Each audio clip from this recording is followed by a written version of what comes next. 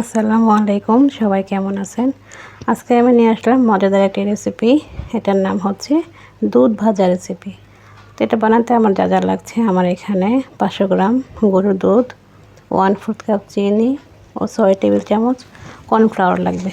তো প্রথমেই আমি দুধটাকে প্যানে দিয়ে সাথে চিনি ও কর্নফ্লাওয়ার দিয়ে খুব ভালো করে মিশিয়ে নিব।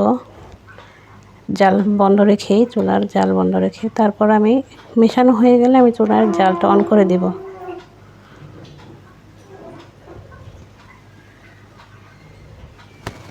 6 টেবিল চামচ কর্নফ্লাওয়ার আমি মেপে দিলাম।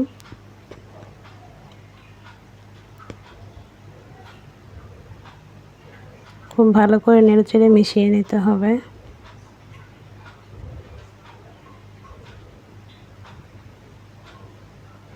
এটা অনবরত নাড়তে থাকতে হবে, নাড়া বন্ধ করা যাবে না, তাহলে লেগে যাবে, দলা বেঁধে যাবে। তো জামাটা একটা ঘন হয়ে আসতেছে। এটা যখন একেবারে ঘন হয়ে আসবে তখনও নাড়তে থাকতে হবে।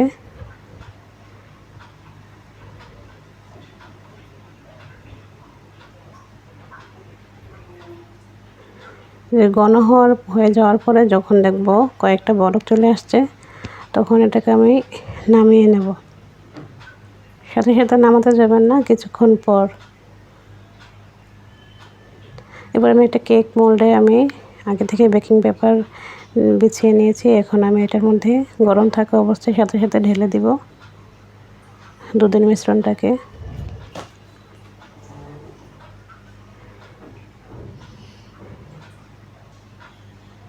এটা মোল্ডে ঢালার পরে 20 মিনিটের জন্য রেস্টে রেখে দেব, ঠান্ডা হওয়া পর্যন্ত।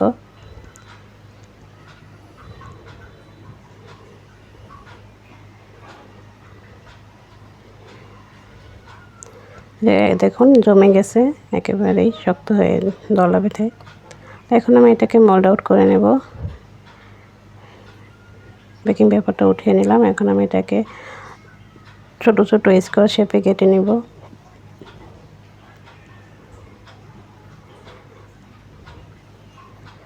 খুবই সহজ ও মজাদার একটি রেসিপি।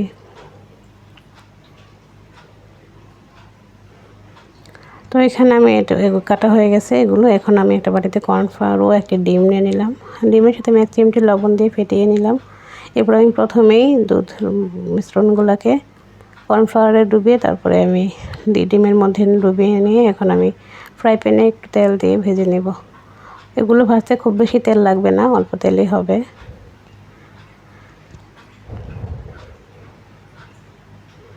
আলহামদুলিল্লাহ, এগুলো খেতে খুবই মজাদার ছিল। এই তো আমার হয়ে গেল মজাদার দুধ ভাজা রেসিপি। সবাই ভালো থাকবেন। আসসালামু আলাইকুম।